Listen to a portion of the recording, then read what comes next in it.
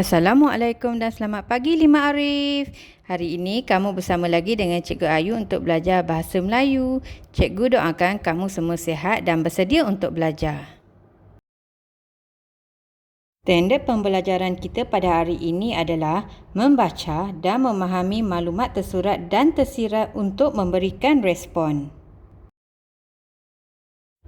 Objektif pembelajaran pula, murid dapat menyatakan maklumat tersirat dan memberikan respon dengan betul. Kriteria kejayaan kita ada dua. Satu, murid dapat menyatakan maklumat tersirat berdasarkan maklumat tersurat yang diberikan. Dua, murid dapat memberikan respon terhadap maklumat tersirat yang dinyatakan. Sekarang, keluarkan buku teks Bahasa Melayu dan buka muka surat 8. Tajuk teks kita hari ini adalah Kita Boleh. Sebelum kita pergi lebih lanjut lagi, murid-murid perlu membaca teks ini dan fahami isi kandungannya.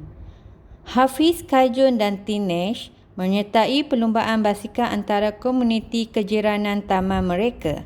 Sebelum perlumbaan, mereka diberi taklimat. Kaijun telah memenangi pertandingan ini. Hafifi pula hanya menduduki tempat keempat. Tahniah Kaijun, ucap Afifi.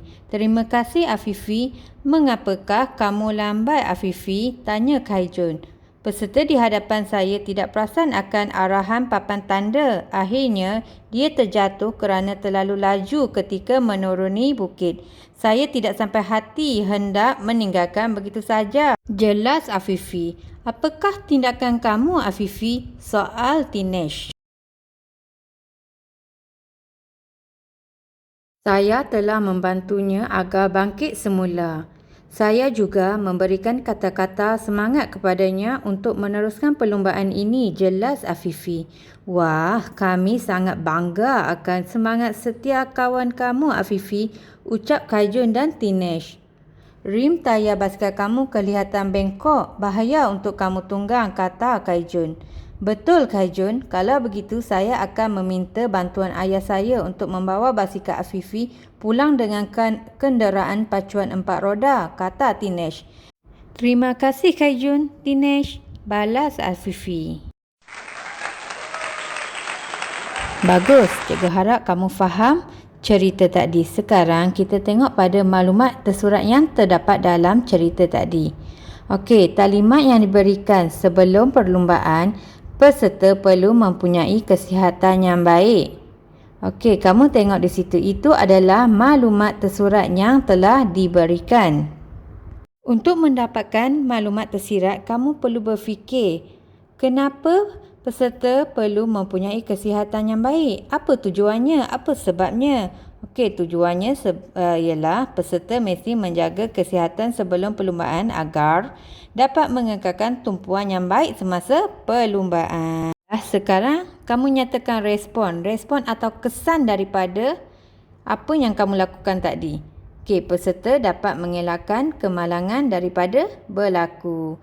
Disebabkan dia menjaga kesihatan yang baik, dia dapat mengelakkan daripada berlakunya kemalangan. Bagus. Apabila kamu masukkan maklumat tersirat, cikgu nak kamu gunakan yang kita belajar sebelum ini, iaitu asuk. Agar, supaya, untuk dan kerana. Boleh? Baiklah, sekarang kita tengok pada maklumat tersurat yang kedua. Peserta perlu memakai pakaian yang sesuai dan selamat semasa menunggang basikal.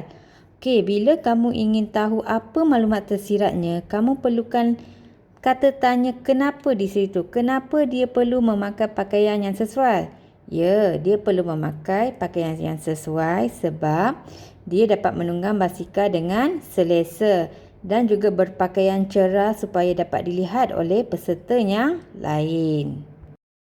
Oleh itu, kamu boleh jawab, peserta hendaklah memakai pakaian yang sesuai dan selamat semasa menunggang basikal supaya mudah dilihat oleh peserta yang lain.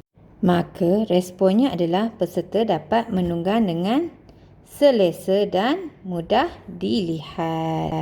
Baiklah murid-murid, kita lihat isi tersurat yang ketiga. Basikal hendaklah dalam keadaan baik dan sesuai dengan berat badan. Kenapa ya murid-murid? Kita perlu ada basikal yang ada dalam keadaan baik.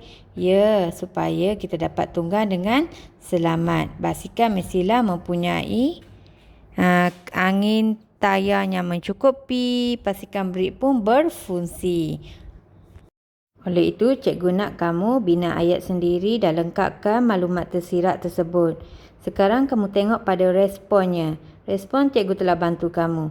Peserta boleh mengelakkan diri daripada tercedera atau kemalangan. Itulah sebabnya. Terusnya, kita lihat maklumat tersurat yang keempat. Peserta perlu melihat dan mematuhi papan tanda arah laluan perlumbaan tempat berbahaya.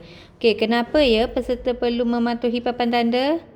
Ya, peserta perlu mematuhi papan tanda supaya dapat mematuhi peraturan. Kemudian dia dapat sampai ke garisan penamat dengan selamat. Itulah isi tersiratnya. Sekarang kita tengok respon. Sebabnya ialah peserta boleh sampai ke garisan penamat dengan selamat. Isi tersurat yang seterusnya, peserta perlu mengamalkan semangat kesukanan. Kenapa ya murid-murid kena perlu mengamalkan semangat kesukanan? Ya, supaya dapat bertanding dengan cara yang sihat dan tidak menipu.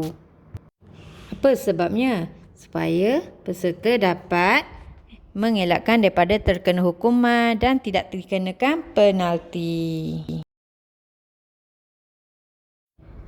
Okey, kita lihat pada isi tersurat yang terakhir, peserta perlu saling menghormati. Kenapa ya murid-murid? Ya, betul. Kerana kita perlu saling menghormati supaya tidak berlaku pergaduhan. Kita boleh terima keputusan dengan hati yang terbuka. Sekarang, cikgu nak kamu fikirkan apa responnya daripada tindakan tersebut. Ya, kita dapat mengeratkan hubungan silaturahim. Alhamdulillah, cikgu harap kamu faham semua penerangan cikgu dan kamu dapat menjawab isi tersirat dan respon dengan betul. Sekarang tugasan kamu adalah cikgu nak kamu keluarkan buku BM3 dan tuliskan maklumat tersirat dan respon dalam bentuk jadual yang cikgu tunjukkan ini. Tuliskan hari, tajuk dan juga tarikh. Pastikan kamu ada 6 isi tersirat dan 6 respon. Itu saja hari ini. Terima kasih. Murid yang rajin, cikgu sayang.